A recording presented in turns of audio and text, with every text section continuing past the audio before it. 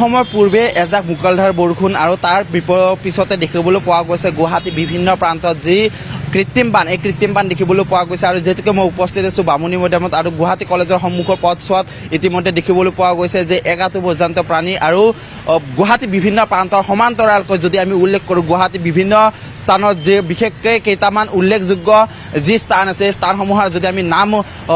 উল্লেখ কৰোঁ গুৱাহাটীৰ হাতীগাঁও ৰুক্মিণী নগৰ অনিল নগৰ নবীন নগৰ চাৰ্ভেৰ সমান্তৰালকৈ চানমাৰী আৰু বামুণী মৈদামৰ ধৰিকে বিভিন্ন প্ৰান্তৰ কিছু অংশত দেখিবলৈ পোৱা গৈছে যি কৃত্ৰিম বান আৰু মুকলধাৰ বৰষুণৰ পিছতে যিটো কৃত্ৰিম বান সৃষ্টি হোৱা দেখিবলৈ পোৱা গৈছে আৰু এয়া হৈছে বামুণী মৈদামৰ পৰিৱেশ আৰু সমান্তৰালকৈ যদি উল্লেখ কৰোঁ গুৱাহাটী বিভিন্ন প্ৰান্তত যি ধৰণৰ এজাক মুকলধাৰ বৰষুণ আৰু তাৰ পিছতে এয়া হৈছে গুৱাহাটী মহানগৰীৰ পৰিৱেশ আৰু এক আঁঠু পৰ্যন্ত যেহেতুকে ইয়াত পানী দেখিবলৈ পোৱা গৈছে ইয়াৰ সমান্তৰালকৈ গুৱাহাটী বিভিন্ন প্ৰান্তত ইতিমধ্যে যি কৃত্ৰিম বানত বুৰ যোৱা দেখিবলৈ পোৱা গৈছে আৰু প্ৰতিটো স্থানৰ যি ধৰণৰ সমস্যাৰ সন্মুখীন হ'বলগীয়া হৈছে ইয়াৰ কোনো নতুন কথা নহয় এজাক বৰষুণ আৰু তাৰপিছতে গুৱাহাটীৰ অধিক অংশ ঠাই যি সাগৰ সদৃশ পৰিৱেশ এই সাগৰ সদৃশ পৰিৱেশ দেখিবলৈ পোৱা গৈছে আৰু যাৰ বাবে জনসাধাৰণৰ যি জমৰ যাতনাত ভুগিব লগা হৈছে গুৱাহাটীৰ কিমান ধৰণৰ উন্নয়নৰ কথা কয় কি ধৰণৰ উন্নয়ন হৈছিলে ইয়াত এই প্ৰতিফলিত এই ছবিখনে ইয়াত প্ৰকাশ কৰা দেখিবলৈ পোৱা ছবিখনে সম্পূৰ্ণ কথাটো প্ৰকাশ কৰিব যি ধৰণৰ উন্নয়নৰ কথা বাৰ্তা দিয়ে যি ধৰণৰ স্মাৰ্ট চিটি পৰিৱেশ দেখুৱাইছে এজাক বৰষুণ আৰু তাৰ পিছতে যি বৰষুণৰ পিছত যি কৃত্ৰিম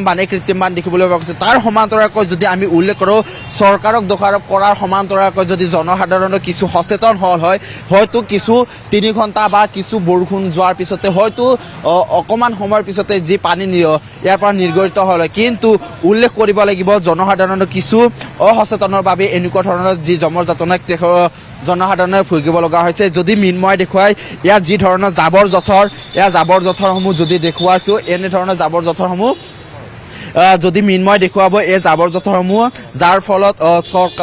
চৰকাৰক দোষাৰোপ কৰাৰ সমান্তৰালকৈ জনসাধাৰণ যদি কিছু সচেতন হ'ল হয় এই সচেতনৰ বিপৰীতে যদি তেখেতসকলে যদি ডাষ্টবিন ব্যৱহাৰ কৰিলে হয় বা পৌৰসভাই যি ধৰণৰ এটা নিৰ্দিষ্ট স্থান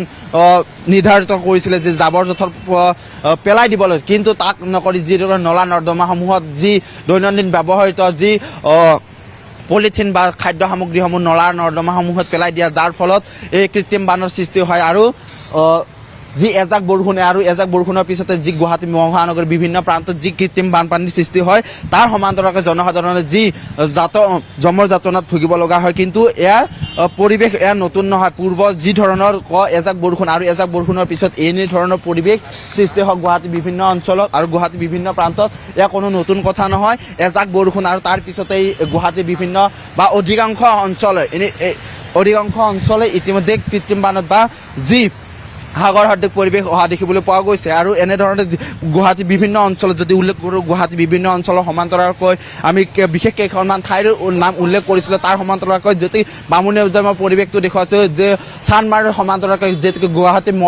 কলেজৰ মূল পথছোৱা এই মূল পথছোৱাৰ যে পৰিৱেশটো দেখুৱাইছোঁ এজাক বৰষুণ আৰু তাৰ পিছতে এয়া যদি পৰিৱেশ চাই আপুনি এক আঁঠু পৰ্যন্ত পানী যাৰ ফলত জনসাধাৰণৰ যি যাতায়াত ব্যৱস্থা অচল হৈ পৰিছে যাৰ যান জঁটৰ সমস্যা হৈছে আৰু সকলো যি জমৰ যাতনাত ভোগা দেখিবলৈ পোৱা গৈছে আৰু এজাক বৰষুণৰ পিছত যি ধৰণৰ গুৱাহাটীৰ অধিকাংশ অঞ্চল যি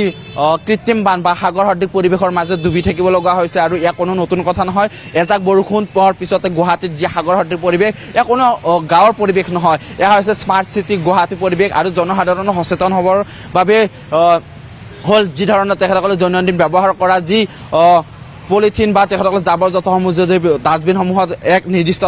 স্থানত ৰখা হয় যা নলা নৰ্দমাসমূহত নৰখা হয় কিন্তু তাৰ সমান্তৰালকৈ যি ধৰণৰ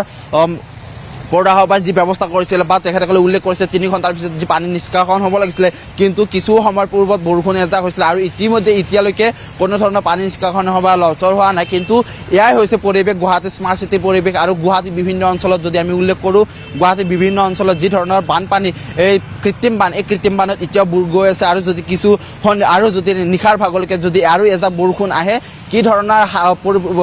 পৰিস্থিতি বা পৰিৱেশ হ'ব সেয়া সকলো অৱগত আৰু কিছুদিন পূৰ্বে যিহেতুকে বহু অঞ্চলত যিহেতুকে পানীত বুৰ গৈছিলে, যান জঁটৰ সমস্যা হৈছিলে আৰু কিছু 4জনকৈ যি নিৰৱ ব্যক্তিৰ প্ৰাণ হেৰুৱাইছিলে। সেইটো কৃত্ৰিম বান আৰু নলা নৰ্দমাসমূহত যি ধৰণৰ ব্যৱস্থা গ্ৰহণ কৰিব লাগিছিলে প্ৰশাসনৰ, এই নলা নৰ্দমাসমূহ প্ৰশাসনৰ ব্যৱস্থা গ্ৰহণ নকৰাৰ ফলতে কিছু যি অসুবিধাৰ সন্মুখীন হৈছে। আৰু যদি আমি উল্লেখ কৰোঁ কিছু সময়ৰ পূৰ্বে যি ধৰণে এজাক বৰষুণ আৰু তাৰ পিছতে কৃত্ৰিম বানৰ ফলত যি ধৰণৰ কৃত্ৰিম বান সৃষ্টি হৈছিলে, তাৰ ফলত যি ধৰণৰ জনসাধাৰণৰ সমস্যা, এই সমস্যাৰ সন্মুখীন প্ৰতি বছৰে দেখিবলৈ পোৱা বা প্ৰতিটো সময়তে এজাক